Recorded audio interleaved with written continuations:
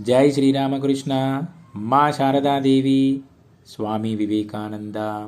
రామరాజ్యం రావాలంటే స్వామి సిద్ధికంఠానందజీ. రామరాజ్యం రావాలంటే ఈ మధ్య యూట్యూబ్లో ఒక విలక్షణ వ్యాపార ప్రకటన చూడడం జరిగింది. మీకు రామలక్ష్మణ భరత శత్రుఘ్నుల లాంటి సంతానం కావాలా? అయితే మేము మీకోసం పుత్రకామేష్టి యజ్ఞం చేస్తాము. మా దగ్గర ఈ యాగం తెలిసిన పురోహితులు ఉన్నారు. అయోధ్యకు 20 కిలోమీటర్ల దూరంలో ఈ యజ్ఞవాటిక ఉంది అన్నది ఆ ప్రకటన.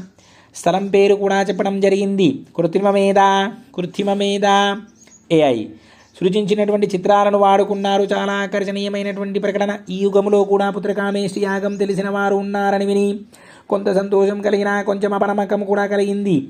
ఆ యాగాన్ని దశరథుడి కొరకు వశిష్ఠ మహర్షి ఋష్యశృంగుడితో చేయిస్తారు. ఆ ఋష్యశృంగుడు గొప్ప తపస్వి. ఇలాంటి యాగాలు ఎవరు పడితే వారు చేస్తే ఫలితాలు ఇవ్వవు. మరి నేను మన మధ్యలో అంతటి తపస్సులు ఉన్నారా అని యాగాలను యజ్ఞాలకు యజమాని భోక్త సర్వేశ్వరుడైనటువంటి నారాయణుడే. అన్ని యాగాలకు యజ్ఞాలకు యజమాని భోక్త సర్వేశ్వరుడైనటువంటి నారాయణుడే. ఉత్తమ సంతానం కోసం ఆయన్ను ప్రార్థిస్తే చాలదా? భగవంతుడి మీద పరిపూర్ణమైన నమ్మకం ఉండి ప్రార్థిస్తే ఆయన మనిషి కోరికల్ని తీరుస్తాడు. అసలు ఏది కోరుకోదగ్గదో ఏది కోరుకోకూడదో మనకు తెలియాలి. భాగవతములో కుచేలోపాఖ్యానంలో ఒక శ్లోకం ఉంది. స్వర్గాపవర్గయో పుంసాం రసాయాం భువి సంపాదాం సర్వాసామపి సిద్ధీనాం మూలం తర్చరణర్చనం. మనిషికి భూమి మీద కోరికలు తీరాలన్నా, స్వర్గములో సుఖం కావాలన్నా, పాతాళములో శాంతి కావాలన్నా ముక్తిని కాంక్షించిన ఒకే ఒక మార్గం ఉంది. అది భక్తితో భగవంతుని ప్రసన్నం చేసుకోవడం, ఏమీ ఆశించకుండా ఆయన్ను ప్రేమించడం అన్నింటికన్నా శ్రేష్టం. కానీ మనం ప్రాపంచికులం. మన కోరికలు సహజం మనకు అని అనుకుంటే ముఖ్యంగా పైన పేర్కొన్న కోరికలు లాంటివి నెరవేరాలంటే మనం ఆయన్ను ప్రార్థించాల్సిందే. అయితే ఇవాళ మనకు సైన్స్ అభివృద్ధి చెంది అన్నింటికి మార్కెట్లో లభిస్తున్న పరిష్కారాలను ఉపయోగించుకునే ప్రక్రియలో భగవంతుని ప్రక్కన పెట్టేస్తున్నాం. ఇవాళ మనకు సైన్స్ అభివృద్ధి చెంది అన్నింటినీ మార్కెట్లో లభిస్తున్న పరిష్కారాలను ఉపయోగించుకునే ప్రక్రియలో భగవంతుని ప్రక్కన పెట్టేస్తున్నాం. ఇక్కడే అసలు మోసం జరుగుతుంది. సైన్స్ ఎంతగా అభివృద్ధి చెందినదో మన కష్టాలు కూడా అంతగా పెరిగాయి. కారణం ఎవరిని ఆశ్రయిస్తే అన్ని దుఃఖాలు బాధలు పైచమిస్తాయో ఆయన్ను ఆశ్రయించకపోవడం. మనం మన మనసులో చరచరాభూత చాతపాలకుడైనటువంటి ఆయన్ను విస్మరించాము. కాబట్టి మిగతా ఎన్ని జాగ్రత్తలు తీసుకున్నా జీవితాల్లో ఊహించని ఎదురు దెబ్బలు తగులుతూనే ఉన్నాయి. భగవంతుడు లేకుండా మిగతావి ఎన్ని సాధించినా సున్నాకు జోడించడమే అవుతుంది అంటారు శ్రీరామకృష్ణులు.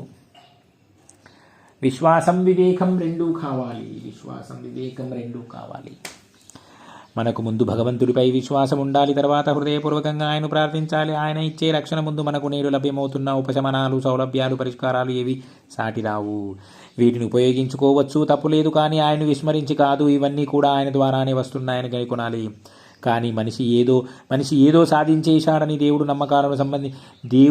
నమ్మకాలకు సంబంధించిన వాడని, సైన్సే సర్వస్వమని వాదించేవాడు మూర్ఖుడు. ఎందుకంటే భగవానుడు బుద్ధికి సాక్షి. ఆయన తథాస్తు అన్నాడు. కాబట్టి మనిషికి బుద్ధి వీటిని కనుగొనగలిగింది. మనిషికి వచ్చిన ఆలోచనలు భగవంతుడు సాకారం చేశాడు. మనం మన బుద్ధిని వస్తువుపై పెట్టి సౌకర్యాలు కోరాం. ఆయన వాటికి మనకు ప్రసాదించాడు. కానీ మనం భక్తి, జ్ఞాన, వైరాగ్యాలను కోరాలని మన ఋషులు సూచించారు. సరే, వీటిని కోరుకునేంత సంస్కారం మనకు లేకపోయినా మనకు నేడు లభిస్తున్న ప్రతి భౌతిక వస్తువు కూడా భగవానుడు ఏర్పరిచినటువంటి ప్రకృతి నుంచే వచ్చింది. మనం మన మనస్సును భగవంతుడు ఇచ్చినటువంటి పదార్థంపై పెట్టి కొంత మార్పును చేసుకుంటూ సాంకేతికతగానే అని వాడుకుంటున్నాము. ఆయన మనస్సుకు ఆధారం కాబట్టి ఇదంతా కూడా ఆయన సృష్టి. కావున ఈ సాంకేతికత ఏదో మన సృష్టి అనుకుంటే పొరపాటే. కానీ వస్తు సంపద మనిషిని అహంకారాన్ని పెంచి భగవంతుడు సృష్టించనిది. ఈ వస్తు సంపద మనిషి అహంకారాన్ని పెంచి భగవంతుడు సృష్టించనిది. తాను సృష్టించాలనుకున్న అభిమానాన్ని, దంభాన్ని తీసుకువచ్చింది. భగవంతుడు లేకుండా మనిషి ఎక్కడ ఉన్నాడు? స్వామి వివేకానంద అన్నారు, మనసును వస్తువు పదార్థంపై పెడితే మనసును వస్తువు పదార్థంపై పెడితే కొత్త వస్తువులు వస్తాయి, బుద్ధిపై పెడితే ధీవికాసం కలుగుతుంది. ఆత్మవైపు మనసును తిప్పితే ముక్తి కలుగుతుంది, లభిస్తుంది. మన మనసును ఆత్మవైపుకు తిప్పలేక ముక్తిని కోరుకునే బుద్ధి లేక వస్తు సంపదని పెంచుకుంటూ దేహమే నేను అనుకుంటూ విపరీతమైన దుఃఖాన్ని కొని తెచ్చుకుంటున్నాము. చాలా కాలం పాటు జడ పదార్థాలైనటువంటి యంత్రాలు, ఉపకరణాలు, భవనాలపై నిలిపినటువంటి మనస్సు అంత తొందరగా వికాసానికి, ఆత్మవికాసానికి ముందుకు రాదు. అవి మనసుకు అంతగా రుచించవు. ఇక సాధనాలు, అనుష్ఠానాల గురించి చెప్పనక్కర్లేదు. వాటికి ఎంతో ఆధ్యాత్మిక సంస్కారం ఉంటే కానీ ప్రరోచన ఏర్పడదు. మనసు అంత సులభంగా ఆత్మను కోరుకోలేదు.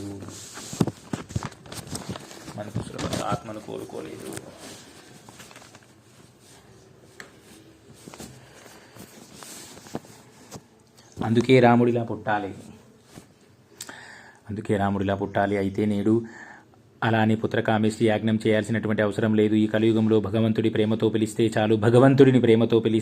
ఈ కలియుగంలో భగవంతుడిని ప్రేమతో పిలిస్తే చాలు, ఆయన వస్తాడు. ప్రేమతో ఆయన నామాన్ని ఉచ్చరించడమే పెద్ద యాగం. యజ్ఞాలలో నేను జపయజ్ఞాన్ని అంటాడు భగవానుడు. ఈ చదువులు, సాంకేతికత మనల్ని భగవంతుడికి దూరం చేయకూడదు. మనసు దేనిపై దృష్టి పెడితే ఆ వస్తువు స్వభావాన్ని గ్రహిస్తుంది. జడ పదార్థంపై నిలిపిన మనస్సు క్రమేణా జడత్వాన్ని సంతరించుకుంటుంది. రాను మొద్దుబారి బుద్ధికి ఆధ్యాత్మిక సూక్ష్మాలను గ్రహించే శక్తి పోతుంది. ఇంకా అలాంటి మనుషుల తత్వం ఏమీ అర్థమవుతుంది అలాంటి వారికి? అలాంటిది కేవలం గుళ్ళు గోపురాల సందర్శనతోనే వారి ఆధ్యాత్మిక జీవనం పరిసమాప్తి అవుతుంది. ముక్తి, కైవల్యం లాంటివి వారికి ఒట్టి మాటలుగా తోస్తాయి. శ్రీరామకృష్ణుల వారు ముందుకు పో అనేవారు. ముందుకు పో, నీకు రత్నాలు దొరుకుతాయి, మొదలుపెట్టిన చోటనే ఆగుకోని దాని అర్థం. అందుకని మిగతా ప్రాథమిక ధార్మిక ప్రక్రియలతో పాటు ప్రార్థన, జపతపానుష్ఠానాలు మనిషికి తప్పనిసరి దినచర్యలు కావాలి. అప్పుడే బుద్ధి వికసిస్తుంది. ఏషాం త్వంతగతం పాపం జనానాం పుణ్యకర్మాణం తే ద్వంద్వమోహ నిర్ముక్త భజంతే మాం దృఢవ్రతః. ఎవరైతే పుణ్యకర్మలతో పాపాన్ని ప్రక్షాళనం చేసుకున్నారో వారే ద్వంద్వమోహాన్ని దాటి నిరంతర భగవానుడిపై మనసును నిలపగలుగుతారు అంటాడు గీతాచార్యుడు. ప్రకృతి మొత్తం తమోగుణం, రజోగుణం, సత్వగుణంతో కూడుకొని త్రిగుణాత్మకమై ఉంది. జీవికి వ్యత్యాసం, జీవికి వ్యత్యాసం, మనిషికి భేదం ఈ గుణాలలో వ్యత్యాసమే. భగవద్గీతలో 3 రకాల మనుషులను గురించి, 3 మనస్తత్వాలను గురించి 14వ అధ్యాయం గుణత్రయ విభాగ యోగములు 16వ అధ్యాయం దైవాసుర సంపద్విభాగ యోగములు మరియు 17వ అధ్యాయం శ్రద్ధాత్రయ యోగములు భగవానుడు వివరిస్తాడు. 14, 16, 17 గుణత్రయ, దైవాసుర సంపద్విభాగ, శ్రద్ధాత్రయ విభాగం. ఇది మహోన్నత విజ్ఞానం. ఒక నమ్మకానికి సంబంధించినది కాదు. ఇది ప్రకృతికి, మనసుకు, మనిషికి స్వభావానికి సంబంధించినటువంటి పూర్ణ జ్ఞానం. త్రిగుణాల లక్షణాలు. సత్వగుణం నిజమైన జ్ఞానాన్ని కలిగిస్తుంది. ఆధ్యాత్మికత, ఆత్మముక్తి సంబంధ విషయాలు సత్వగుణ ప్రధానులకే అర్థమవుతాయి. సత్వగుణ సంపన్నులలో నిర్భయత్వం త్రికరణ శుద్ధి అంటే మనసు, వాకు, ఆచరణలు ఒకే రీతిలో ఉంటాయి. దాతృత్వం, ఇంద్రియ నిగ్రహం, నిష్కామ కర్మ, ధార్మిక గ్రంథ పఠనం, తపస్సు, కపటత్వం లేకుండటం, శాంతం, అన్ని జీవుల యందు కరుణ, ఇతరుల దోషాలను ఎందుకుండా ఉండటం, పాపకర్మల పట్ల విముఖత, చంచలత్వం లేకుండుట, ఆత్మస్థుతి లేకుండుట, ఇతరుల మంచి గుణాలను కొనియాడటం, ద్రోహబుద్ధి లేకుండుట, సత్యపాలన, ఇవన్నీ మనకు కనిపిస్తాయి. వీటినే దైవీ ప్రకృతి లేదా దైవీ స్వభావం అంటారు. గీతలో భగవానుడు అర్జునుడితో నీవు చింతకుంచకు అర్జున, నీవు ఇలాంటి దైవీ సంపదతో పుట్టావు అంటాడు. పాండవులందరూ ఇలాంటి దైవీ సంపత్తు కలిగిన వారే. మరి కుంతీదేవి వారిని వివిధ దైవతాలను పూజించి ఆవహింపజేసుకుని కన్నది కదా. రజోగుణం తామరతంపరగా కోరికలను పెంపొందిస్తూ ఉంటుంది. రజోగుణం ఎక్కువగా ఉన్నవారు అత్యాశ వస్తువులపై విపరీతమైనటువంటి వ్యామోహం కలిగి ఉంటారు. దానం చేసేటప్పుడు కీర్తికాంక్షతో చేస్తారు. వారి దాతృత్వం గర్వంతో కూడుకొని ఉంటుంది. ఇచ్చేది ఇష్టపడి ఇవ్వరు. దురహంకారము కపటత్వము క్రోధము అజ్ఞానము. దురహంకారం కపటత్వం క్రోధం అజ్ఞానం కఠినత్వం కలిగి ఉంటారు. స్త్రీలు వినోదం కోసమే సృష్టింపబడ్డారని భావిస్తారు. వినోదం కోసమే సృష్టింపబడ్డవారని. దంభం దురభిమానం వారి స్వభావంగా ఉంటాయి. నేను సాధించినది ఎవరు సాధించరు. ఇప్పుడు ఇది పొందాను అని, రేపు అది పొందుతాను అని, రేపు అది అనుభవిస్తాను అని అనుకుంటూ అసుర ప్రవృత్తిని కలిగి ఉంటారు. ధర్మ విచక్షణ ఉండదు. కోరికలను నెరవేర్చుకోవడానికి ఇతరులను బాధ పెట్టడానికి కూడా వెనుదీయరు. దయాజాలి కరుణ ఇవి బలహీనులు చేతకాని వారు పలికే మాటలుగా భావిస్తారు. నిరంతరం తీరుబడి లేకుండా కర్మపంకంలో మునిగిపోయి ఉంటారు. ఆధ్యాత్మిక విషయాల పట్ల కనీస ఆసక్తి ఉండదు. వ్యక్తి విజయాన్ని వస్తు సంపదతో సంపాదించిన ఆస్తిపాస్తులతోనే కొలుస్తారు. వ్యక్తి యొక్క విజయాన్ని వస్తు సంపద సంపాదించిన ఆస్తిపాస్తులతోనే కొలుస్తారు. తమోగుణ ప్రధానులు అజ్ఞాన ప్రతీకలుగా ఉంటారు. తమోగుణ ప్రధానులు